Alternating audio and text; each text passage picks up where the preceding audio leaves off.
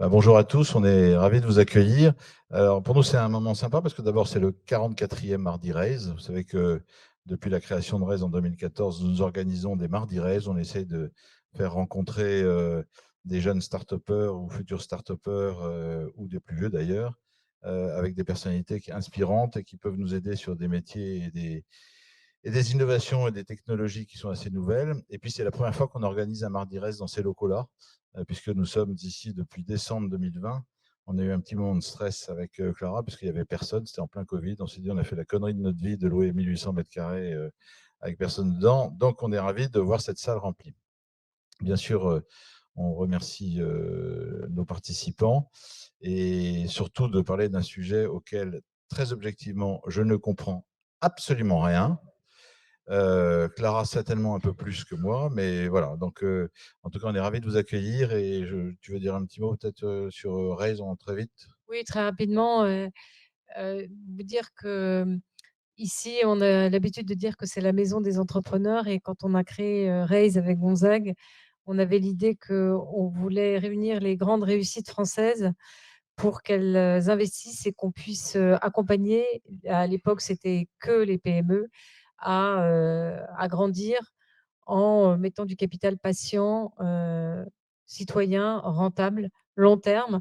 Avec la particularité qui est que, nous donnons 50, l'équipe donne 50 de son carré d'interest à la Fondation Reste Sherpa, qui est l'organisatrice de cet événement et qui a vu plus de 5 000 startups et qui en accompagne 450 depuis, la création de Raise avec, sans doute le premier accélérateur philanthropique, financier puisque, on fait des financements non dilutifs. Nous, notre bonheur avec Gonzague, c'est de voir, les entreprises de toute taille grandir, de pouvoir les accompagner. On est assez fiers d'avoir, eu à la Fondation Sherpa, dans nos premiers prêts d'honneur, des maisons comme, Mano Mano, Cheers, enfin Cellency, Legal Start, et Exotech, voilà, pour citer quelques licornes ou presque licornes et hem et nous sommes entreprise à mission depuis, quelque temps, je crois qu'avec toutes les équipes, on en est extrêmement, fiers et heureux. Là-dessus, je vais laisser la parole à Laure qui va ensuite passer la parole à Nicolas. Donc je te confie le micro. Bonsoir à tous, je vais être très brève car, Clara a déjà, bien expliqué, qui on était. Et donc on est le fonds de dotation du groupe Raise et notre mission, c'est d'accompagner des startups françaises en post-amorçage dans tous les domaines, dont, le metaverse et très rapidement, on les accompagne à la fois via du financement non dilutif, mais aussi, grâce à du mentorat. Je sais que par exemple Violette, Watine est dans la salle qui fait partie de nos super mentors via des workshops, via des mises en relation. Et dans notre ADN, il y a aussi les mises en relation start-up grand groupe. Et c'est ce qui est représenté ce soir parce que l'idée, ça va être de croiser les regards, notamment entre Carrefour, la collection, avec aussi, je vais laisser Nicolas présenter mieux, le point de vue de Yingzi. Mais ça fait vraiment partie de notre ADN et on est content de mettre ça en lumière avec cet événement. Et dernière chose, puisqu'on parle start-up grand groupe, on a ouvert les candidatures pour notre prix David avec Goliath, qui récompense la plus belle alliance entre une start-up et un grand groupe. Il y a un prêt d'honneur de 100 000 euros à gagner, un accompagnement Ray Sherpa et surtout beaucoup de visibilité. Donc, si vous êtes ou si vous connaissez des startups qui ont eu de belles histoires avec un grand groupe, n'hésitez pas à candidater David avec Goliath. Et c'est jusqu'au 31 juillet. Voilà, sur ce, je laisse la parole à Nicolas, donc le cofondateur de CoinHouse, qui nous fait le plaisir d'animer cet événement. Merci beaucoup Nicolas et merci à tous. Merci, bonsoir à tous. Merci à Clara et à Gonzague de nous accueillir, ainsi qu'à toutes les équipes de Raise et de Raise Sherpa. Ravi d'être avec vous ce soir. Un petit mot donc sur CoinHouse. Vous connaissez peut-être notre société. On est un des leaders français de l'accompagnement des particuliers, des entreprises dans l'investissement dans les cryptos. Bitcoin, mais pas que. On s'est également diversifié au fil du temps en offrant des solutions de gestion qu'on appelle de asset management pour l'investissement dans des produits financiers crypto, de la possibilité d'investir dans des fonds crypto, d'investir investir dans des livrets crypto avec des taux garantis. On réfléchit aussi à investir, à permettre à des gens d'investir dans tout ce que les cryptos permettent de faire et pourquoi pas des fonds NFT, des fonds dans lesquels derrière il y aura des objets d'art ou d'autres. Donc on cherche à se diversifier vraiment comme l'acteur de référence, l'acteur de placement qui va aider chacun à pouvoir participer à cette révolution. Et on accompagne également des grands groupes dans deux métiers. Celui de la conservation de leurs actifs numériques. Donc, on a des institutionnels, on a aussi des grandes entreprises. Et puis, on accompagne également les groupes qui reçoivent des paiements en crypto à pouvoir les convertir en euros. Et c'est des opérations qu'on a commencé avec quelques grandes marques, notamment des marques de luxe. Celle qui est publique aujourd'hui, c'est Guerlain, mais on en a une trentaine dans le pipe qui commencent à vendre des NFT notamment et qui ont la contrainte de ne pas nécessairement avoir besoin de garder des cryptos dans leur wallet ou de ne pas tout simplement avoir de wallet à gérer du tout. En revanche, ils sont intéressés de vendre des NFT et de obtenir des euros. Donc, c'est des choses qu'on commence à faire et qui diversifient beaucoup notre approche d'être une crypto-banque et un partenaire de tout à chacun dans cet univers passionnant des cryptos. Voilà. Je passe la main à… Qu'est-ce qu'on fait? On dit un mot et on se présente, c'est ça rapidement? Voilà, donc bonjour à tous. Je travaille chez Carrefour où je m'occupe du digital, donc ça veut dire du e-commerce, de la data et de la tech.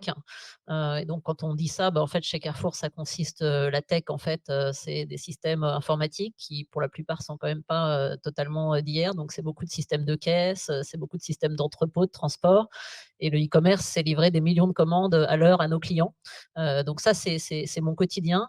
Mais finalement, au-delà de ce quotidien, notre réflexion, c'est que le métier et la mission de Carrefour, bah, c'est de comprendre ses clients, c'est d'être au plus proche de l'évolution de nos clients et c'est là où ce qu'on a compris depuis 3-4 ans, c'est que nos clients maintenant qui étaient, dans le quotidien de Carrefour, nos clients, on les voit, 40-50 fois par an dans nos magasins, mais maintenant on les voit aussi, partout. On les voit, sur l'application, sur le mobile et puis maintenant, dans le métavers, c'est quelque part de la continuité de notre mission, c'est de continuer à comprendre ce qui se passe pour nos clients, continuer à comprendre comment maintenant, ce qu'ils attendent d'un groupe comme Carrefour, d'une marque comme nous. Et c'est là où on va dans des nouveaux terrains et notamment d'ailleurs avec vous, hein, puisqu'on a acquis un terrain dans le métaverse pour quelque part défricher et comprendre ce qui se passait auprès de nos clients. Bonjour, je m'appelle Jean-Sébastien Bocan, je suis le cofondateur de La Collection. Donc La Collection, c'est une plateforme NFT dédiée aux institutions culturelles. En particulier, on a des premiers partenariats avec des musées comme le British Museum, le Leopold Museum. On a d'autres musées qu'on va annoncer dans les semaines qui viennent d'ici cet été. En 2 mots, c'est une idée qui est née pendant le confinement, à un moment où évidemment les institutions étaient fermées. Et ça a été un déclic personnel sur l'importance que l'art avait dans ma vie. Et j'ai voulu essayer de trouver une solution pour on va dire profiter de la culture, de l'art, même lorsque les institutions sont fermées. Ça faisait un petit moment que j'investissais ou que je nouais des partenariats, mais côté grands groupes, avec des boîtes, notamment dans la blockchain. Ça faisait un petit moment que je regardais également les NFT et donc naturellement, j'ai pensé à trouver on va dire une manière de combiner nouvelles technologies et institutions qui ne sont pas, on va dire, connues pour être très avancées dans l'innovation, en s'appuyant sur un contrat de licence de marque, tout simplement, qui consiste à faire un double numérique et en fait à valoriser une partie de la collection des musées. C'est une manière également de mettre en avant des œuvres qui sont très rarement exposées, sans les abîmer, parce qu'il y a énormément de contraintes, je pourrais y revenir, mais il y a énormément de contraintes sur des œuvres d'art qui ne peuvent pas supporter, par exemple, la lumière. Et donc, nous, l'intérêt, c'est de mettre en avant ces œuvres, de permettre au musée de toucher une population qui ne touche absolument pas aujourd'hui, qui est beaucoup plus jeune, beaucoup plus internationale également, qui est fan de ces artistes, mais qui n'est absolument pas au courant que le British Museum a tel ou tel artiste dans sa collection, par exemple. Voilà et donc l'idée, c'est évidemment de générer des revenus complémentaires pour ces institutions qui en ont bien besoin, qui sortent, extrêmement, on va dire touchées par, la pandémie. Mais surtout de les accompagner à comment, parler à cette nouvelle communauté, quels sont les codes pour cette, communauté et comment faire en sorte de rajeunir un petit peu leur audience. Parce que le gros problème de ces institutions et là je cite, c'est que leur public est principalement composé de femmes retraitées. Donc, nous, on essaye de faire en sorte que ce public soit composé moins de femmes retraitées, même si on n'a rien contre elles, mais également d'éduquer le marché, et d'éduquer aussi ce public muséal.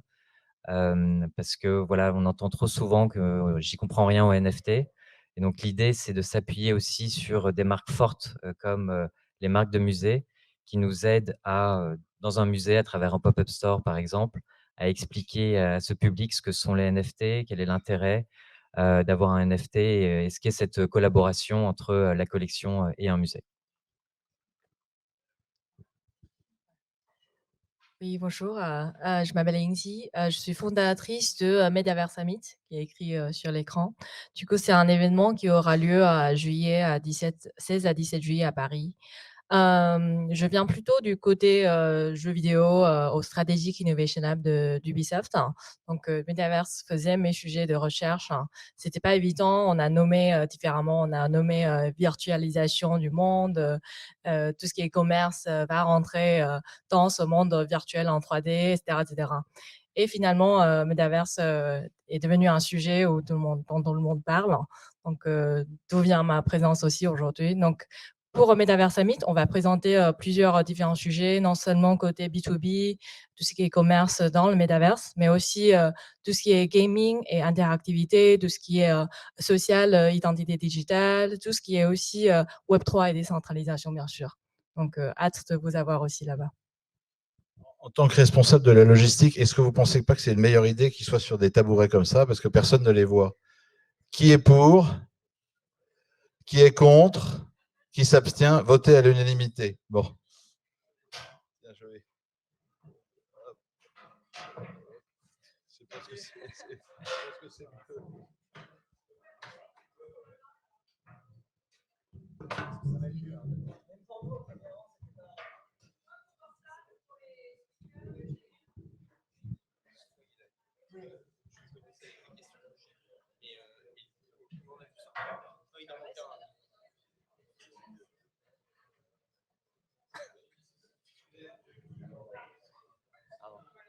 Merci.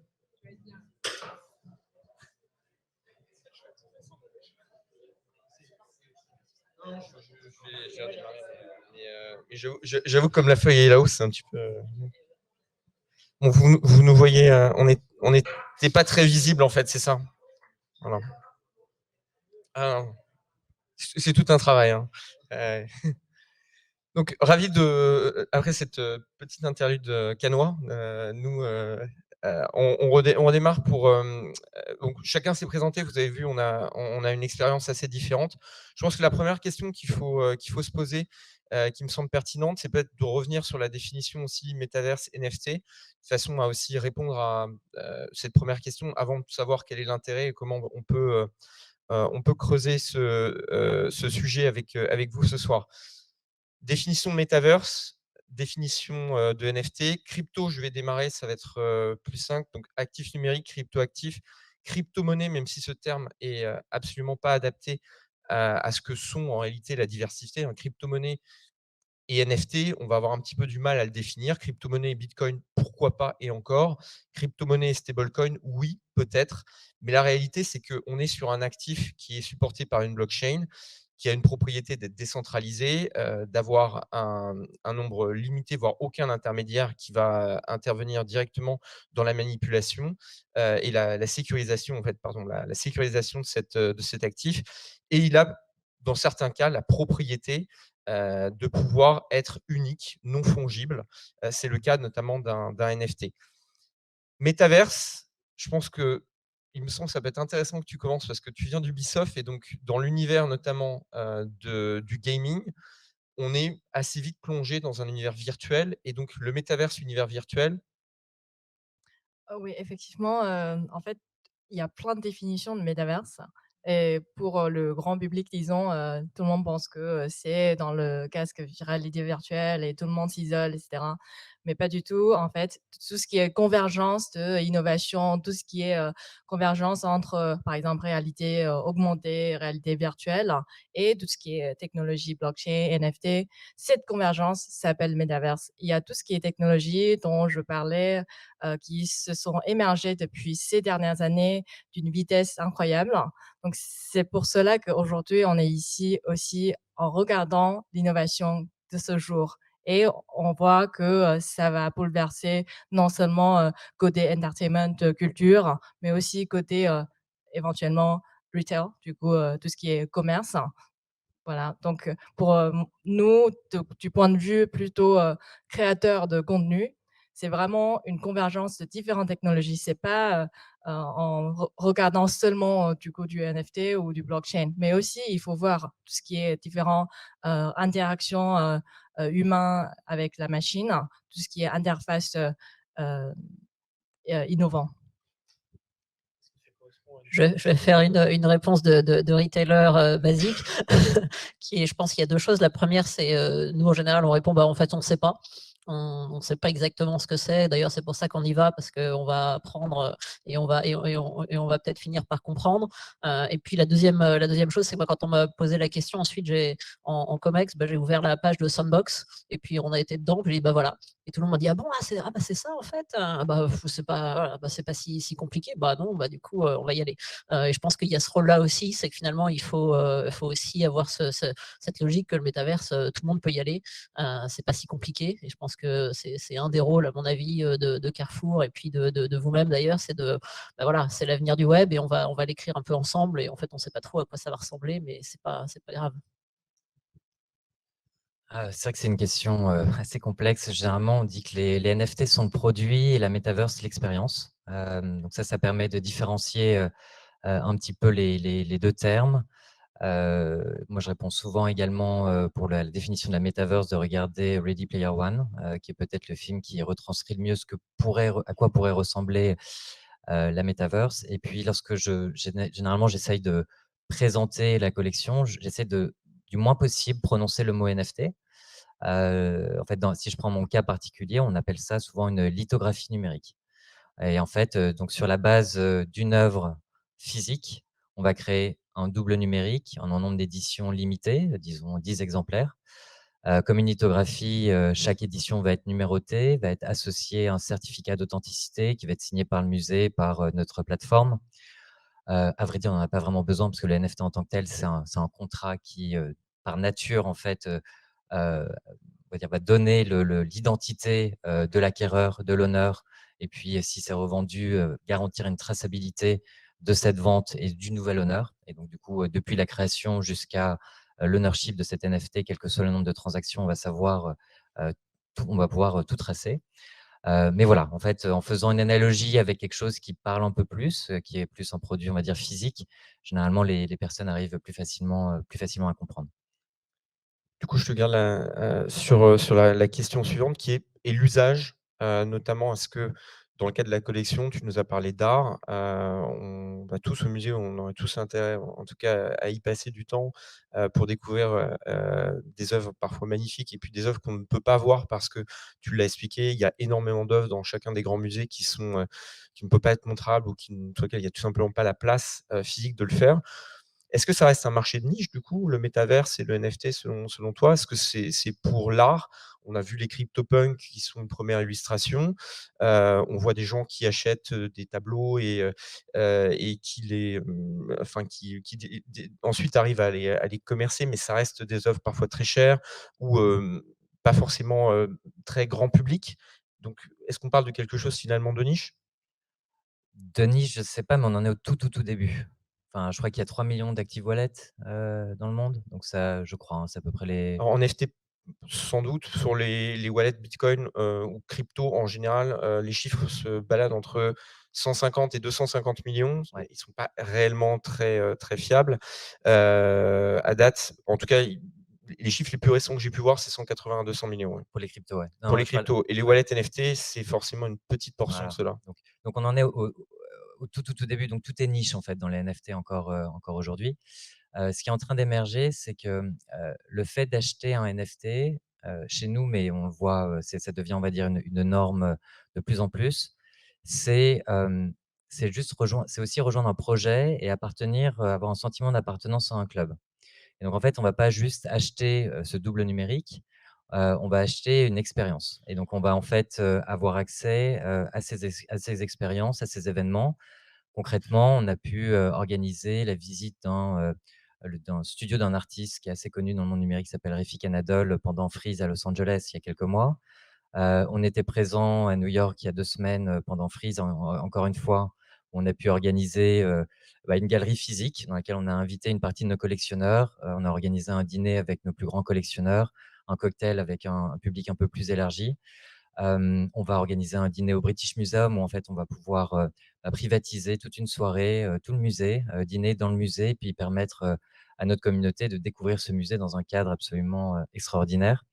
Alors ce qui est assez intéressant aussi, c'est qu'au-delà de ces événements, de ces on va dire de ces services, ça peut être des services comme, accès à du contenu très spécifique, comme, un webinaire tout simplement avec un conservateur. Mais pour un fan de Hokusai, par exemple, parce qu'on a mis en avant Hokusai, avoir le conservateur du British Museum qui parle de cet artiste, ça a une vraie valeur.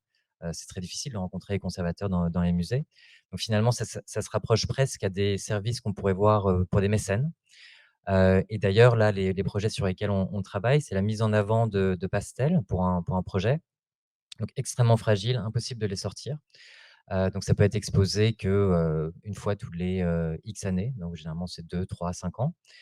Et en fait, donc on va créer une exposition et l'idée, c'est d'inviter ensuite nos collectionneurs à découvrir les œuvres originales qu'on va ressortir pour eux le temps d'une journée.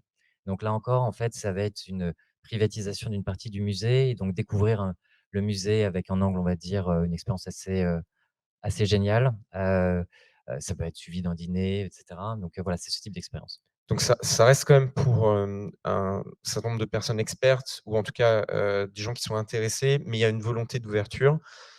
Chez Carrefour, on s'intéresse à beaucoup plus à une clientèle beaucoup plus grand public. Vous, votre vision? Ouais, c'est ça l'enjeu, hein. Nous, effectivement, c'est de sortir, et du monde du luxe, qui est plutôt celui qui a été, pionnier, et du côté, expert, et c'est pour ça qu'on s'est lancé, c'est de rendre ça beaucoup plus accessible. Il y a deux expériences qui nous ont confortés là-dedans. Il y en a une, alors qui est pas sur notre métier de retailer, mais un des plus gros succès qu'on a eu. On a fait une expérience de recrutement, en mode, métaverse. C'était la semaine Voilà, dernière, c'est c'était ça, hein? voilà, il y a quelques jours, parce qu'on recrute aussi, voilà, ça fait partie digital chez Carrefour, on recrute des jeunes ingénieurs. Et aujourd'hui, pour recruter des jeunes, qui sortent d'école, et pour les recruter, on a choisi de changer un peu les codes. Et d'abord, ça leur a pris, à peu près 5 minutes pour, comprendre comment le truc marchait. Alors ensuite, on nous a dit: «C'est trop simple» et cetera, mais d'un autre côté, c'était le but, c'est que ce soit super simple. Et ce qu'on a vu, c'est que finalement les gens s'approprient, enfin ça change totalement le rapport à l'entretien de recrutement. Enfin d'ailleurs moi j'y étais, puis j'ai fait une fausse manip, je me suis retrouvé debout sur la table. Enfin bon, je pense que c'était la première fois que j'étais debout sur la table. Il y avait Alexandre Bompard qui parlait, bon j'ai essayé de réatterrir et cetera. On se rentre dedans, on envoie voilà, et donc ça change complètement, enfin, et donc c'est tout bête, mais ça change complètement le rapport aux autres et le rapport à l'événement et le rapport du coup à l'entreprise. Et d'ailleurs ensuite, voilà, ils avaient tous super envie de rentrer chez Carrefour. Donc je me suis dit que ça changeait aussi quelque chose, parce que c'était pas complètement habituel que voilà, des data scientists pensent à Carrefour. Et puis en même temps, on a lancé effectivement des NFT un peu, voilà, avec quand même pas mal d'humilité, parce qu'on savait pas trop ce qu'on faisait. On a fait des fruits et légumes. Hem Et puis ensuite, voilà, je me suis dit: «Pourquoi pas? Voilà, quelle est l'utilité des fruits et légumes en NFT?» Ça, c'est une autre discussion. Mais voilà, Après, dans les je pense pas, CryptoPunks, on n'en est pas parfois, encore on là. se Voilà, pose la on question fait par des rapport à essais, une et en même tomate, temps, hein, mais j'ai été dans la marketplace, parce que j'avais quelques doutes sur mes fruits et légumes, et j'étais dans la marketplace de Sandbox, et là, j'ai vu des poubelles à couches, et là, je me suis dit: «C'est bon, on est bien dans le mass market, il y a quelque chose», et donc je pense qu'effectivement, on est dans cette phase-là, et en fait, il faut démystifier, il faut faire des choses super simples pour quelques Sandbox, et voilà. alors, on reviendra un peu plus tard, donc vous l'avez compris, donc métaverse, nouvelle forme d'interaction, homme-machine et homme-homme, ou machine-machine, on va dire, heu, avec des usages qui, prennent beaucoup de sens, sur des marchés de niche. Commence à prendre du sens dans le retail avec du recrutement et avec une notion aussi de gamification, de tout cela. Mais du coup, la question, c'est comment on fait en pratique, quand on est une entreprise, et on pourrait se poser aussi la question quand on est, un particulier et qu'on souhaite, hem, justement avoir une expérience, acheter un NFT, faire cette expérience de recrutement. Comment on arrive à mettre en place ces technologies? Est-ce que rapidement, vous pouvez nous réexpliquer, Elodie en premier, la nécessité de mettre en place des équipes particulières, de recruter, des gens, des briques technologiques à maîtriser? Ouais, exactement, ouais. 2 choses que j'ai apprises, c'est on fait pas tout seul. Donc ça, je pense que c'est l'apprentissage, pour un groupe comme Carrefour, c'est sur ces sujets-là, il faut pas y aller tout seul. Nous, notre métier, c'est quand même pas complètement, de faire du métaverse et des NFT, donc c'est là où on assume d'y aller avec des partenaires. D'ailleurs, avec vous, avec d'autres, on s'est alliés avec, Sandbox, on est passé, par Coinhouse pour acheter le terrain. On est avec Ben Builders et cetera. Enfin, c'est un métier sur lequel je pense que trouver des partenaires qui en fait sont meilleurs que nous, sont experts, sont plus agiles, nous apprennent. Puis nous, on leur apprend aussi, parce que je pense qu'on a ce côté voilà, très pragmatique qui fait atterrir des fois les projets sur des choses très, très opérationnelles. Et donc ça marche très bien. Donc il ne faut pas le faire seul. Et puis le deuxième point, je pense, c'est il faut casser les codes. Quand vous êtes Carrefour et vous décidez d'acheter un terrain en crypto-monnaie, il y a un moment donné, voilà, faut pas consulter le juridique, puis la finance, puis voilà, parce que sinon vous l'achetez jamais votre terrain. Donc il faut aussi accepter de casser les codes, et je crois que ça fait aussi du bien, un groupe comme Ça s'est bien Carrefour. passé. Et voilà, et ouais, alors le lundi après l'avoir acheté le week-end, ça a un peu secoué, j'avais pas consulté tout le monde, Parce que mais à les la grands fin, on groupes est très contactent content le de l'avoir vendredi fait. soir pour acheter Voilà, un terrain, c'est comme ça que donc ça se ce qui passe, veut dire voilà. que, bah, vous passez un samedi à parler, avec les grands groupes, mais c'est très bien. Voilà. Alors, bah, nous, on essaye de simplifier. Donc côté startup, par exemple, nos interlocuteurs, c'est généralement 2 personnes, ça prend 20 de leur temps et en fait, on a une solution clé en main et ça, c'est absolument clé parce que si vous commencez à expliquer, à un musée qui doit recruter, 2 personnes spécialisées Metaverse ou NFT, bon, là, c'est fini. Déjà que c'est compliqué au début, mais donc non, oui, oui, on est vraiment une solution, clé en main et ça me fait plaisir d'entendre, ce que j'entends parce que j'ai pu travailler dans les grands groupes auparavant et j'ai vu que les grands groupes qui essayaient de faire eux-mêmes, j'en ai eu l'expérience moi-même. Généralement, ça prend 2 ans au lieu de 2 mois, ça coûte, 2 000 000 au lieu de 200 K et parce qu'on n'a pas les expertises en interne, il y a pas de product market fit à la fin. Donc c'est beaucoup de temps, d'argent et d'énergie, voilà, dépensés pour rien. Donc effectivement, nous, notre enjeu, c'est d'accélérer, de tester, et puis pour un musée, ce qui est rassurant, c'est que ça coûte rien. En fait, ils ont absolument enfin nous, dans notre modèle, on demande absolument rien comme avance, comme quoi que ce soit. Ça va prendre très peu de temps, ça va être un test, ça peut que générer, on va dire, des revenus pour eux. Ça va avoir un énorme impact sur leur image, ça va rénover aussi, enfin ça va donner une image beaucoup plus innovante, à des marques qui sont un peu vieillissantes justement. Donc finalement, c'est un moindre risque. C'est un simple risque, psychologique. Alors, de l'autre côté de la chaîne de valeur, vous avez aussi, forcément tout à chacun qui, souhaiterait, participer aussi ou comprendre, acheter un NFT, rentrer avoir une expérience métaversienne. Comment on peut arriver à évangéliser, du coup, chacun, arriver à les sensibiliser, leur expliquer éventuellement les risques?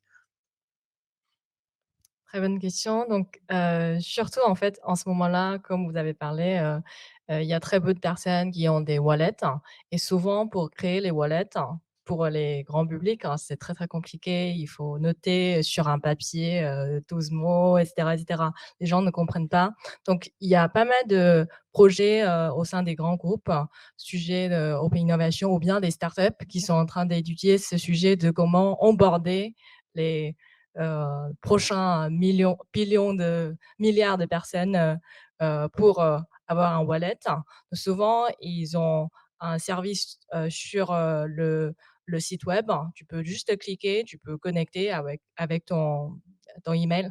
C'est pas très, très décentralisé dans ce cas, mais ça permet aux gens d'avoir une expérience plus fluide qui se ressemble plus à tout ce qui est expérience web 2. Donc ça permet, par exemple, aux créateurs de jeux vidéo de vendre les assets, gaming en tant que NFT en un clic. Donc les joueurs ont les mêmes expériences dans le jeu, mais ils ont des assets, NFT, qui sont achetés. Ils détiennent en fait, ces assets au lieu de, juste, à l'ancienne, les entreprises de jeux vidéo, centralisées, ils détiennent, les assets, 3D virtuels dans le jeu vidéo. Donc pour moi, c'est une étape pour, à peu près créer une expérience fluide. Et bien sûr, si on a après peut-être d'autres expériences, on n'a pas besoin de, connecter avec, email, hein, peut-être plutôt, directement chacun déjà a un wallet. Ça peut être, une innovation, une étape en plus. Elodie, peut-être, par rapport à l'expérience, Oui, non, je pense que c'est exactement ça. Enfin, moi, si j'ai un message d'ailleurs pour, les startups ou les acteurs du métavers, c'est il faut rendre le truc beaucoup plus simple. On le voit bien nous avec nos clients, il y a un vrai appétit, pour des clients beaucoup plus mass market, hein, pour sortir, du domaine des experts, ou très international. Mais pour ça, il faut que l'expérience devienne plus simple. Moi, je vois, enfin, on travaille, toute la journée sur la simplicité de nos expériences aujourd'hui, sur le site, sur l'app. Et quand on bascule sur le métaverse, bah, honnêtement, c'est plus compliqué, c'est encore trop compliqué pour un public de base. Et c'est dommage parce que l'appétit, il est là. Nous, on le sent bien, on a fait des enquêtes online sur nos clients et ça les intéresse énormément. On le voit bien aussi sur nos employés. C'est super intéressant parce que les employés de Carrefour, c'est les premiers à me poser des questions sur le métaverse. Ils sont très fiers qu'on soit pionniers sur le sujet. Ils adorent le sujet. Et donc, on les aide à créer leurs avatars, etc. Mais aujourd'hui, effectivement, c'est pas super simple de créer son avatar et d'avoir accès à son porte-monnaie. Donc, je pense qu'il y a un marché sur le sujet, très clairement. quel est le futur du coup de vos investissements, projections, dans ce sujet? Alors nous, d'abord, c'est très humble, ce qu'on veut, c'est apprendre. Donc on considère qu'on est une, je le disais, notre métier, c'est de comprendre nos clients, c'est de comprendre ce qu'ils attendent comme expérience, c'est de comprendre, finalement, ce qu'ils attendent dans leur quotidien, du métaverse, comment ils vont l'utiliser. Et donc c'est d'être, pour ça, je pense qu'il faut pas être sur le côté et puis regarder ce qui se passe, il faut être dedans. Il faut se lancer, il faut prendre un peu de risque, hein, parce que quand on fait notre expérience de recrutement, il y a tout un tas de gens qui disent: «Ouh là là, c'était pas complètement comme ci, comme ça» et cetera. Tout le monde a un avis, mais je pense que le mieux, c'est d'être dedans et à ce moment-là, on a un vrai avis sur, finalement, comment les gens réagissent. On apprend plein de trucs. Effectivement, moi, mes fruits et légumes, je pensais pas que ce franchement, je pensais pas que c'était un marché. En fait, si. Donc je pense qu'il y a cette logique d'apprendre, de prendre quelques risques et surtout, nous, en tout cas, c'est d'être très concret, comprendre, finalement, le feedback de nos clients à chaque fois.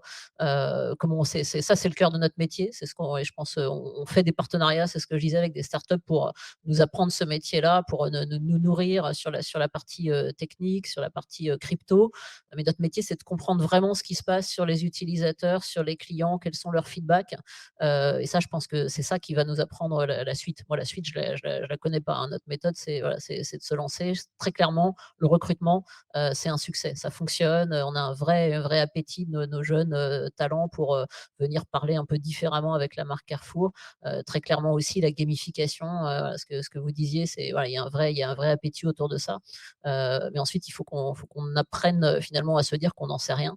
Et c'est très difficile. Nous, d'habitude, on lance des supermarchés, on sait exactement la zone de chalandise, le nombre de clients. Enfin, je peux vous prédire le chiffre d'affaires des 5 prochaines années. Normalement, ça marche comme ça. Le métavers, ça marche pas pareil. Donc il faut apprendre à faire un business différent. Du côté donc de la collection, est-ce que chaque musée du monde aura un métaverse? Est-ce qu'on va, offrir, la possibilité d'avoir des NFT sur chaque tableau? Est-ce qu'on pourra offrir, acheter soi-même un tableau ou une copie, d'un tableau qu'on n'aurait pas forcément pu acheter en vente aux enchères ou ailleurs? C'est quoi du coup le futur? Et du coup, je poserai en même temps la prochaine question, les risques également et les freins. Les freins, on en a un peu parlé sur, l'usage, l'accessibilité. Je rajouterai quelques éléments après, mais éventuellement pour toi, pour la collection. Alors déjà sur l'usage, nous, il était hors de question de lancer, notre plateforme et d'essayer d'expliquer au public muséal que pour acheter un NFT, il faut avoir des cryptos, faut avoir un wallet, il faut connecter son wallet, sur la plateforme et après vous pouvez commencer à imaginer acheter un NFT. Donc déjà le prérequis avant notre lancement, c'était de permettre un achat avec une simple carte bleue, et avec, un simple email. Fait, pour le consommateur final, pour l'utilisateur, pour le collectionneur, heu, il sait que c'est se base sur la blockchain, qu'en fait il y a un wallet qui va être créé. Enfin, il a pas à le savoir en fait. Il doit juste savoir que c'est sécurité maximale, mais expérience, la plus simple possible et donc je pense qu'aujourd'hui, tout ce qui est cette connexion de wallet et cetera va être extrêmement automatisé. Je pense que on en est encore une fois au tout début et donc ça, c'est vraiment, l'étape, je dirais, early adopters un peu geek. Mais si on veut que ce soit mass market, on peut pas envisager, de continuer comme ça. Donc nous, voilà, on travaille énormément là-dessus. On parlait du signing, enfin, je sais que mes équipes, là, actuellement, ça devrait sortir demain un signing automatisé où en fait, voilà, les gens vont pouvoir se connecter avec une simple, adresse Gmail de manière automatique. Et donc ça, c'est le premier point. Il y a un point paiement aussi, que tu connais bien. Donc nous, c'est vrai que on a 50 de nos transactions qui sont, faites en carte bleue. Donc ça montre bien que nous, notre enjeu, c'est plus d'élargir l'audience qui était d'early adopters vers plutôt des amateurs d'art, plutôt que uniquement se focaliser vers, les NFT collecteurs. Donc c'était vraiment l'enjeu pour nous. Ensuite, sur alors j'espère bien, j'y travaille dur en tout cas, qu'il y a un double numérique, et que les musées aient une présence et dans la metaverse et valorisent leur collection à travers des NFT pour toutes les raisons que j'ai évoquées. Et j'ai bon espoir parce que même dans les mentalités politiques, il y a des changements très récents qui montrent que, il y a une volonté d'y aller, en fait, il y a pas de peur à avoir, et donc ça, c'est très rassurant parce qu'en fait, aujourd'hui, le politique était mon principal frein. Donc ça va dans le bon sens, donc je suis très confiant. Maintenant sur les risques, en fait, tu as parlé d'un modèle qui est très différent. C'est ce qu'on appelle la fractionnalisation d'une œuvre. Donc nous, on fait ce que je vous ai dit, une lithographie numérique. Donc on va créer plusieurs éditions, à partir d'une œuvre physique. Il y a un autre modèle, de boîte comme, Masterwork par exemple, est basé sur des NFT et Particles aux US, qui permettent en fait de, diviser en 1000, en 10 000, l'ownership, d'une œuvre.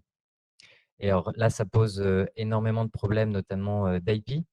Parce que nous, en fait, quand on travaille avec un musée, on travaille pour l'instant dans le domaine public, sans rentrer dans les détails. On n'a pas besoin pour aujourd'hui de l'accord, des artistes. Mais si on est sur du domaine dit non public, il faudrait qu'on ait l'accord, de l'artiste ou l'accord de l'ayant droit, la fondation, par exemple, en tout cas ceux qui ont les droits de l'œuvre. Et on a vu en fait l'impact de fractionnaliser une œuvre, avec le musée Belvédère, qui a fait une tentative il y a très peu de temps, qui a divisé en 10 000, le baiser de Klimt. Et l'énorme, en fait, enfin, là, je parle d'un risque, parce qu'en fait, là, l'énorme risque, c'est de dénaturer l'œuvre originale. Donc nous, on n'a pas envie du tout d'entrer là-dedans, parce qu'en fait, du coup, c'était diviser en 10 000 une œuvre, qui est quand même une œuvre, assez légendaire, et vendre, un 10 millième, un petit bout de l'œuvre à plusieurs personnes. Donc ça veut vraiment dire que, finalement, vous dénaturez complètement l'œuvre et vous allez vendre une partie de l'œuvre, ce qui, peut poser des grosses questions, même droit moral, vis-à-vis de l'artiste. Donc nous, on préfère pas s'aventurer là-dessus, on préfère pas toucher. En fait, on considère qu'on est personne pour, toucher, une œuvre originale, la diviser ou faire quoi que ce soit avec. En revanche, ce qu'on va demander, c'est, travailler avec des artistes contemporains ou numériques et les revisiter. Et en fait, appliquer ce qu'on voit dans les musées aujourd'hui où très souvent, vous avez des artistes contemporains qui, par exemple à Marmottan, il y a une salle en bas à droite qui est tout le temps dédiée à un artiste contemporain qui va revisiter le plus souvent une œuvre de Monet. Et ça, c'est très intéressant parce qu'il y a toute une histoire à raconter sur comment un artiste est influencé, par Monet, là, en l'occurrence. Quel est le lien entre une œuvre qui peut être non figurative et une œuvre figurative de Monet? Et voilà, et donc là, en fait, toute cette histoire, elle est extrêmement intéressante. Et nous, cette approche curatoriale, c'est ça qui nous intéresse. Donc plutôt que de diviser en 10 000, on aimerait, travailler avec des artistes qui vont donner un angle extrêmement, contemporain à des œuvres, très classiques.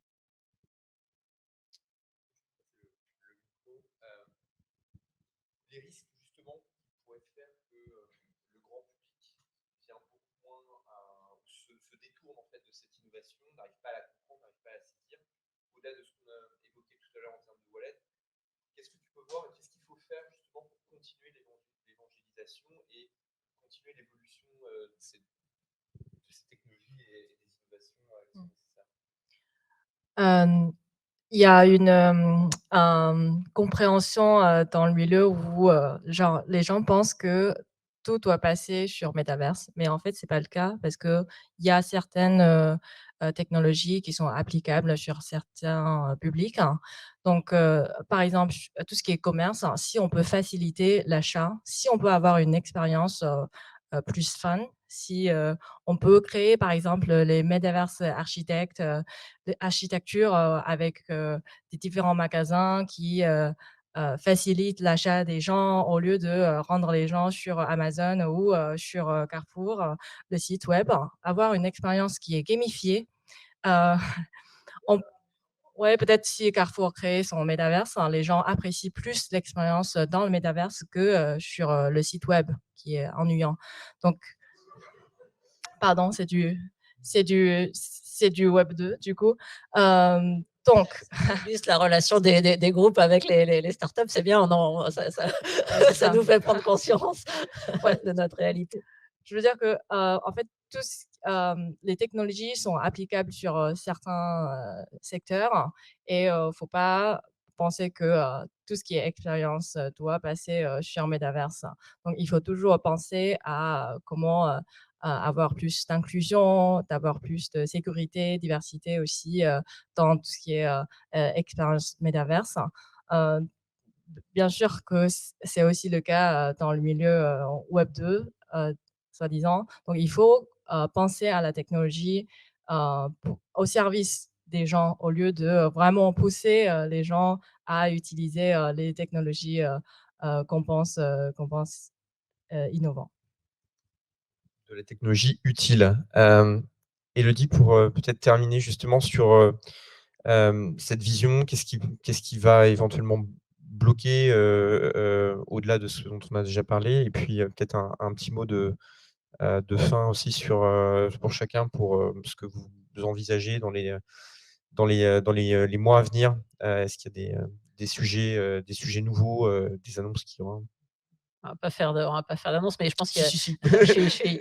il y a 2 choses, c'est vrai. Je sais pas si le web 2 c'est ennuyant, mais je prends le challenge, mais c'est vrai, je pense qu'il y a un point qui est très, très clair, c'est même, si on est, un peu technique, un peu, compliqué, sur le sujet NFT métaverse, il faut garder finalement les fondamentaux de qu'est-ce qui crée un business, et donc, quelle est la valeur pour le client? Qu'est-ce que j'apporte à mon client? Donc je pense que c'est in fine, c'est notre ligne directrice, c'est assez simple. On a beau être dans le digital, on a beau faire du métaverse, il faut qu'on reste focalisé là-dessus.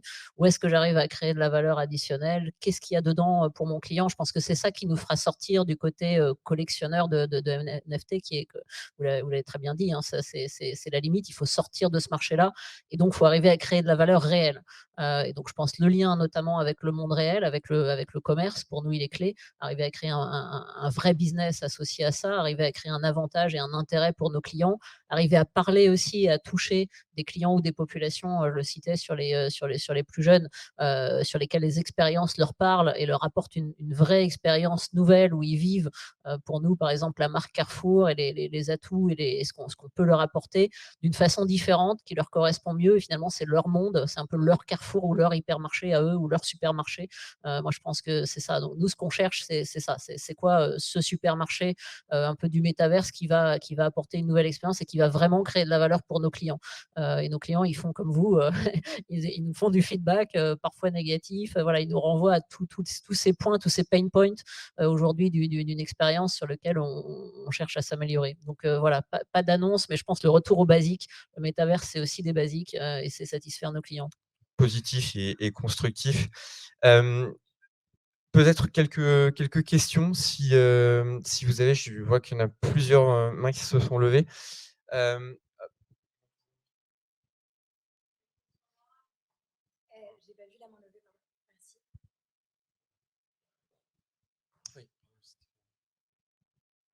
Merci. J'ai une question pour Yingxi. Vous qui venez de chez Ubisoft, c'est bien ça, hein? Donc, quand on voit les expériences dans un Assassin's Creed Valhalla, où on voit les pores de la peau et les cheveux qui bougent, et quand on arrive dans The Sandbox où c'est quand même des Lego qui marchent, il y a quand même au niveau expérience, on parlait beaucoup d'expérience. C'est moyen quand même.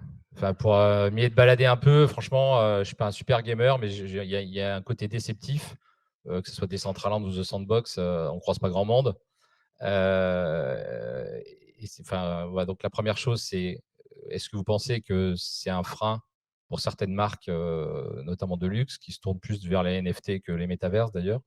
C'est la première question pour vous. Et la deuxième question, je me permets un peu d'insister par rapport à l'autre question, c'est je travaille chez Bouygues Telecom. On est aussi un grand groupe. La question, donc moi je regarde, je vais pas tous les jours chez Sandbox pour savoir si votre logo a disparu et savoir ce qu'il y a dessus. Je suis très curieux de savoir, donc sans savoir ce que vous allez faire, parce que j'ai bien compris, mais quel est votre processus de réflexion? Vous voyez, plus que l'annonce. Je veux dire, je vais commencer par essayer, je sais pas, je sais pas justement. Quel est votre processus de réflexion là? Autant on l'a bien compris sur la partie, recrutement que j'ai vu, voilà, donc les 2 questions. Merci. Ouais, merci, super question en fait. Hem, les jeux, comme vous avez parlé Assassin's Creed et cetera, c'est photoréaliste. Donc la technologie des moteurs de jeux vidéo permet aujourd'hui de créer les mondes, vraiment super photoréalistes pour que les gens, les gamers, se baladent là-dedans comme dans la vie réelle. Mais tout ce qui est, Metaverse, de Sandbox, Decentraland, Voxel, ce sont des espaces virtuels où les gens peuvent interagir librement, les gens peuvent avoir des créations librement. Donc, pour que les expériences soient synchronisées, il faut un peu downgrader un peu la qualité des assets 3D, les assets virtuels. Pour le moment, l'état de l'art de la technologie ne permet pas d'avoir une synchronisation d'interaction sur un monde virtuel comme dans l'Assassin's Creed. Mais il y a plein de startups qui sont en train de travailler là-dessus. Il y a aussi le grand groupe Epic Games qui a sorti le nouveau moteur de jeux vidéo version 5, donc Unreal Engine 5, donc qui permet de créer en fait des mondes virtuels photoréalistes assez facilement. Donc, euh, perso, je connais déjà plusieurs différentes entreprises ou bien startups qui sont en train de créer les mondes virtuels assez réalistes. Donc, espérons que ça va sortir vite et espérons que The Sandbox va aussi avoir une qualité, meilleure qualité pour rattraper cette tendance. Je vais me permettre de répondre aussi un peu pour The Sandbox pour lequel on est partenaire, on les connaît bien. Je pense que c'est 2 situations complètement différentes. Il y a déjà peut-être, le fait qu'il faut rappeler qu'on est, au début, d'innovation. On est un peu comme, si on se reprojetait un petit peu plus de 20 ans en arrière, dans les années 96-97 et qu'on était en train de parler, du web et du commerce et que, vous allez nous dire: «Oui, mais aussi, ton modem 54K, ou ton débit, complètement nul, bah, j'arrive pas à voir la photo, d'une robe ou d'une chaussure ou de je ne sais quoi ou d'un fruit et donc je vais pas l'acheter». Bon, vous savez ce qui s'est passé derrière, donc il y a pas mal d'innovations technologiques. Je pense que Sandbox n'a pas nécessairement vocation à venir créer une expérience aussi, incroyable que celle que vous allez retrouver dans des jeux vidéo dans lesquels il y a des centaines de millions, si ce n'est plus, qui sont investis, et qui, ont vraiment un usage complètement différent. On est sur des technologies qui ne sont pas les mêmes. Et d'ailleurs, le jeu vidéo, version, je ne sais pas combien, Web3, du coup, c'est aussi un métaverse parce que dedans, vous allez retrouver des actifs virtuels que vous allez pouvoir acheter. Vous pouvez peut-être commencer à imaginer des nouveaux mondes que vous allez créer au sein, de tout cela en vous basant en fait sur un univers, utilisant des technologies de la blockchain et des nouvelles technologies. Donc je pense qu'on n'a vraiment pas en fait la même approche, encore. Je reconnais que aujourd'hui c'est déceptif. Après, ils sont pas en version finale, de leur projet. C'est annoncé pour la fin de l'année. C'est une société encore assez jeune et il y en a pas tant que ça non plus dans le monde. Donc je pense qu'il faut laisser un petit peu de temps encore aux entreprises et aux entrepreneurs pour développer. Ça veut dire aussi qu'il y a énormément d'innovation et là, on est dans une maison des entrepreneurs et une maison de l'innovation. Il y a énormément de choses à faire en matière de développement, de technologie, dans tout notre univers. On est au début des choses. Donc il y a encore beaucoup d'entreprises à créer, beaucoup, j'espère, de très belles, histoires à créer et malheureusement, il y aura aussi des moins bonnes histoires. Élodie, sur le Sur comment, comment on travaille sur le sujet et comment on innove. Alors pour vous dire, nous on a chez Carrefour donc, on est 300 000, on a 2 personnes qui travaillent sur le métaverse, mais elles sont très bonnes. Et donc, mais voilà, donc, c'est notre nouvelle façon de travailler. C'est que je pense que c'est pas, en étant, très, très nombreux sur le sujet, c'est le contraire, c'est que finalement ces 2 personnes, elles vont, énormément faire le tour, de nos partenaires. Donc elles travaillent beaucoup avec le Sandbox, elles travaillent beaucoup, voilà avec vous, avec un peu l'écosystème. Et donc je pense que la première façon de faire, c'est de se nourrir de ceux qui probablement ont une longueur d'avance, ont mieux compris que nous ce qui allait se passer, ce qui allait être possible, nous nourrissent des expériences des autres, etc. Donc ça, c'est notre première façon d'apprendre. La deuxième, c'est qu'on a une chance, on a justement ces 300 000 employés chez Carrefour et c'est une source incroyable pour tester des idées et avoir leur retour. On a toutes sortes de gens, on a des gens qui sont sur la surface de vente et des ingénieurs et ça, c'est très, très intéressant. Et on a mis en place avec cette cellule d'innovation une façon de les faire participer, de leur faire nos feedbacks. Ça nous permet de réfléchir à nos expériences futures voilà, sans les dévoiler au grand public, mais en ayant et ce rappel en plus avec des gens dont le métier, bah, c'est de faire du retail, c'est de comprendre le client. Et donc, c'est très intéressant puisque ce qu'on cherche à la fin, c'est encore une fois, c'est revenir à nos basiques, c'est essayer de trouver qu'est-ce qui va créer de la valeur pour nos clients. Et donc, on itère comme ça sur la base des solutions de nos partenaires et avec nos employés. Puis quand on a une idée dont on pense qu'elle passe la ligne de flottaison, bah, on la sort. Voilà. Et puis de temps en temps, on se trompe aussi. Mais voilà, c'est comme ça qu'on va avancer. Merci beaucoup pour votre témoignage sur le sens et le potentiel du métaverse NFT. C'est vrai qu'NFT, on dit Non-Fungible Token. Pour moi, très souvent, c'est New Fabulous Treasure. Et donc, la question, c'est aussi le sens, le potentiel, mais c'est aussi l'impact. Vous êtes dans une maison des entrepreneurs où Gonzague et Clara ont créé Res Impact. Ça prouve que l'impact est important. Quel est l'impact du NFT métaverse? Comment le mesurer? Comment l'améliorer, l'impact sur le monde, la planète et l'humanité? Bon courage. Oui, tu as raison. Ah, j'en ai vu 3 qui sont tournés vers moi en me disant: «Tu veux commencer?» Non, non, je rigole. Ouais. Alors oui, on va commencer sur, l'impact. Sur l'impact, aujourd'hui, encore une fois, les technologies, donc nous, on est basé sur Ethereum. Il y a d'autres technologies qui existent, qui sont moins consommatrices d'énergie. Malheureusement, la réalité, c'est qu'aujourd'hui, 95 du marché est encore sur Ethereum. Donc, on préférait s'appuyer sur cette technologie. Et pour, on va dire, combler l'impact énergétique qu'on allait créer, on a mis en place une stratégie en 3 temps, court, moyen et long terme. Donc, à court terme, on a voulu se faire auditer par une boîte qui s'appelle Green Element pour s'assurer de bien mesurer la quantité de CO2 qu'on générait. Et une fois que cet audit est fini, on a d'abord voulu compenser tout le CO2 qu'on a pu générer à travers l'achat de biochar, de biocar, je ne sais jamais comment on dit, mais qui permet en fait d'absorber du CO2. Donc ça, c'est vraiment à court terme, au moins, on sait qu'on est neutre. Ensuite, à moyen terme, on a 2 solutions pour limiter de manière structurellement notre consommation d'énergie. Soit on bascule enfin sur Ether 2, mais ça ne dépend pas de nous. C'est-à-dire que la technologie Ethereum va elle-même évoluer et quand la version numéro 2 va sortir, en 2 mots, ça va diminuer par 99 la consommation d'énergie, donc ce ne sera plus un sujet. Et si jamais, et donc en fait, le seul problème, c'est que Ether 2, c'est pas moi qui suis responsable du moment où ils vont basculer sur cette nouvelle version. Et cette nouvelle version, elle tarde à arriver. Ça fait 1 an en fait que chaque trimestre s'est repoussé d'un trimestre. Donc là, c'est prévu pour Q3. Bon, c'est quand même bien parti pour que ça se fasse. On verra bien. Sinon, il y a une autre solution. Nous, on a Sorare au capital et donc du coup, on peut s'appuyer sur leur expérience. Eux s'appuient sur ce qu'on appelle un layer 2. En 2 mots, c'est une manière de consolider des transactions, donc de faire en sorte qu'on va créer un seul bloc pour 100 transactions et de faire une transaction en bloc. Bon, je simplifie, mais c'est un peu ça l'idée. Et donc ça nous permettrait de diminuer aussi de manière structurelle notre consommation de CO2. Et donc ça, si jamais en Q3, on voit que Ether 2 n'est pas live, on migrera vers cette solution qu'on connaît bien. Et puis à long terme, alors là, c'est quelque chose de très différent. On travaille avec Ecotree et on a voulu, donc c'est une boîte qu'on aime beaucoup, qu'on suit depuis un petit moment. Et ce qu'on a voulu faire avec eux, ça peut paraître un peu bizarre, mais on a construit une forêt au Danemark. On aurait pu la faire en France, mais on a préféré la faire au Danemark parce qu'on considère qu'on a une boîte très, très internationale. D'ailleurs, ça s'appelle La Collection, mais pour l'instant, on ne travaille pas encore avec un musée français, donc ça veut tout dire. Et donc là, l'idée, c'est, on pouvait pas, au début, on voulait juste, on achète un NFT, on plante un arbre. Le problème, c'est qu'un arbre, les premières années, il absorbe 0 CO2, donc ça ne fonctionnait pas.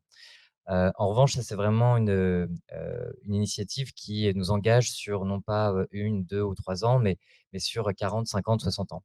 Et ça va garantir en fait une corrélation parfaite entre une activité qui va grandir et qui aura un impact positif sur l'environnement. Donc nous, on ne veut pas juste compenser le CO2 qu'on génère, on veut corréler notre croissance avec un impact positif.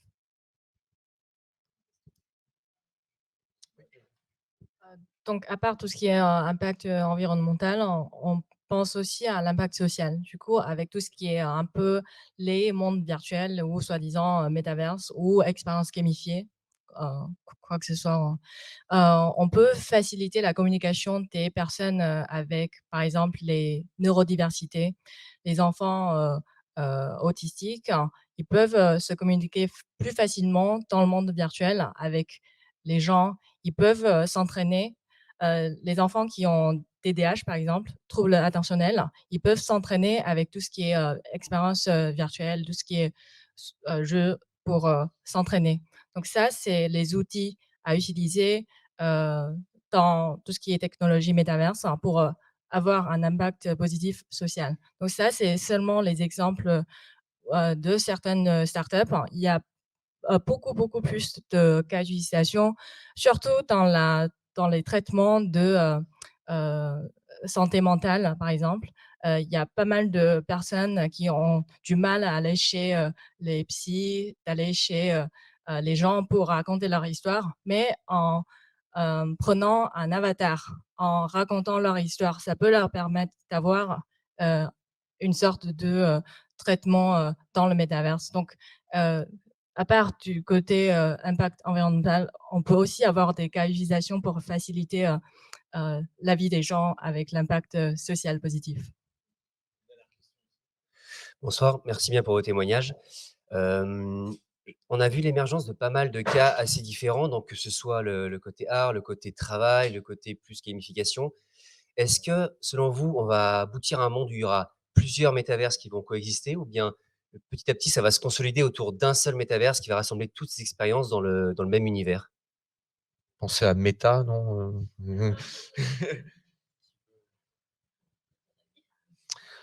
Moi, j'y crois pas à une, je pense que ça peut intéresser forcément un Zuckerberg, d'avoir cette idée-là et elle est naturelle.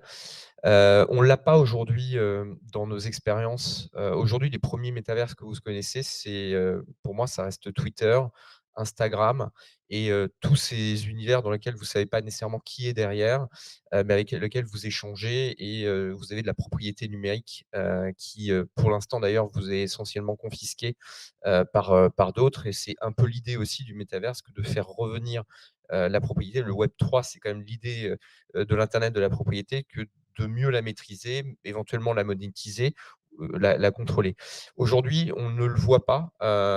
Vous avez, selon les géographies, selon les tranches d'âge aussi, des gens qui préfèrent aller dans utiliser certaines applications, d'autres qui en sont exclus. L'idée globale, c'est d'aller sur de l'inclusion, mais je pense que ce serait assez dangereux, même pour les libertés individuelles, que de mettre tout le monde dans un seul et même univers. Je ne pense pas que c'est là où que les choses vont se passer. Ma vision, maintenant, Moi, je partage. Je pense que c'est une très, très bonne nouvelle qu'il y ait plein de métaverses et d'expériences et que c'est dans ce sens-là qu'il faut qu'on travaille. Et nous-mêmes, on crée une diversité d'expériences parce que, justement, c'est l'intérêt, c'est dans notre main. On peut créer ça et on peut le rendre accessible à des clients qui n'ont rien à voir, les tiens, les miens, et je pense que c'est ça qui fera la force du métavers. Si on cherche à faire un truc, uniforme, là, on va pour le coup, je pense qu'on va se tromper. Donc, nous, en tout cas, je pense on a une chance. Et il y a effectivement des critiques, il y a des trucs plus ou moins aboutis, il y a des choses très gamifiées, il y a des choses extrêmement simples. Pour moi, ça, c'est une très bonne nouvelle.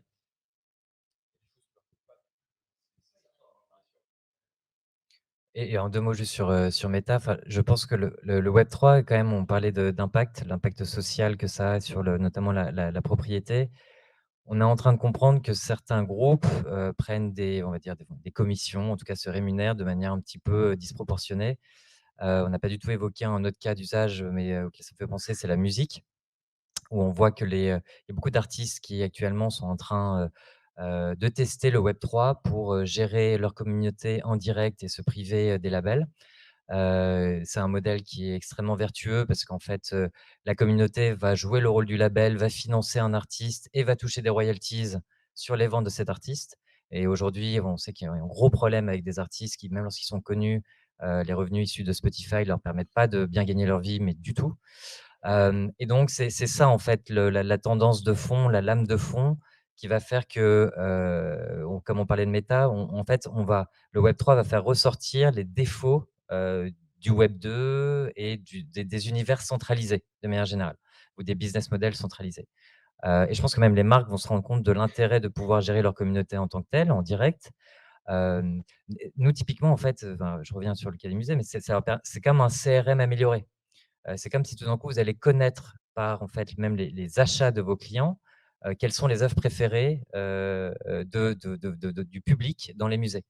Et ça va être vrai pour tout, en fait. En fait, ça va être une connaissance en direct. Et donc cette fois, on ne va pas avoir besoin de payer Google ou Facebook ou qui que ce soit, pour avoir de la donnée. Ce sera de la donnée complètement anonymisée. Et donc du coup, c'est une garantie, en fait, de liberté beaucoup plus forte. Et donc c'est aussi ça le Web3, c'est pas juste, des NFT et de la méta. Je vais rajouter un point pour illustrer parce qu'on travaille avec un label musical. En fait, ce qui est intéressant aussi à travers ces innovations, on n'est pas trop rentré dans la technique, autour de ce qu'est un smart contract et de ce que permet de faire la crypto en général, mais en fait, c'est de la programmabilité. Et vous pouvez, très bien, en créant un NFT, programmer le fait que s'il est revendu à quelqu'un, s'il passe de main en main, et qu'il y a un prix, bah, vous toucherez une commission ad vitam aeternam, sur ce système. C'est le système des royalties. Donc ça veut dire en fait qu'un artiste qui crée une œuvre, ou une marque, qui crée une œuvre et ben, elle va continuer à toucher, de façon naturelle et inviolable, dans son wallet une, certaine quantité qui correspondra à la commission. Donc ça change aussi des business models. Ça vient et c'est le propre de la crypto, hein. On disrupte tous, dans le monde des paiements, par exemple, le business model de Visa et Mastercard est très fortement impacté. Le système qui, consiste à payer avec une carte pour aller interroger une banque, passer par un système, réinterroger une banque pour faire un débit crédit et faire en sorte que vous soyez payé dans 3 jours, alors qu'en crypto, vous faites de wallet à wallet et c'est fait en 10 minutes et c'est moins cher. Ça fait réfléchir et donc nécessairement, dans cet univers, comme dans l'univers aussi du commerce, et dans l'univers des œuvres d'art, vous allez avoir ou du titre de propriété, vous allez avoir des choses très intéressantes et pour nous, enfin, en tout cas ma vision, ça va redonner aussi, du pouvoir aux gens, parce que ce que vous créez aussi pourra peut-être être plus facilement monétisé, alors qu'aujourd'hui vous avez, cette difficulté ou alors il faut être un très grand influenceur et arriver à passer des contrats avec des marques et donc arriver à se rémunérer de cette façon. Vous avez des nouveaux business models et des ruptures très intéressantes à imaginer. On est vraiment au début encore de quelque chose avec une définition qui est, encore assez, enfin, qui nécessite de l'imagination pour, cette projection du métaverse, mais j'espère qu'en tout cas vous avez, apprécié les témoignages, de nos 3 invités, et merci encore à Clara, et à Gonzague de nous avoir, laissé cette opportunité de présenter ce sujet passionnant. Merci à vous. On voulait simplement vous annoncer qu'avec Clara et toute l'équipe, on a décidé de créer un métaverse Raise. Donc, c'est 100 milliards, ouais, virtuel, 50% pour les startups virtuelles. Ah, voilà. Non, on vous remercie infiniment. Juste avant d'aller à un petit cocktail qui est en bas dans la cour, toi, tu vas remercier les invités. Moi, je vais remercier Laure, qui est Laure ici, et toute l'équipe Recherche Pas, qui a organisé ce 44e Mardi Raise, et le premier dans ces nouveaux locaux, en espérant qu'il y en a d'autres. Merci beaucoup. Clara, tu veux dire un petit mot? Non, simplement vous dire qu'effectivement, on vous attend en bas et que moi, j'attends le moment où je vais pouvoir avoir un avatar qui va aller chez Carrefour essayer le t-shirt à ma place plutôt, de pouvoir acheter, des œuvres et de pouvoir, donner le biberon au bébé, par le métaverse. Je ne sais pas si tout ça sera possible, mais au fond, ce que j'ai trouvé, très intéressant, et je voudrais vous remercier, c'est que vous avez rendu concret quelque chose qui apparaît comme extrêmement, parce que c'est de la technologie, comme quelque chose d'inaccessible. Donc, merci beaucoup pour ça, et je pense, que, Laure, et toute l'équipe, avec, Anne-Sophie et Noé, on pourra avoir, je crois, chaque année, une conférence sur le métaverse tellement ça bouge vite. Merci.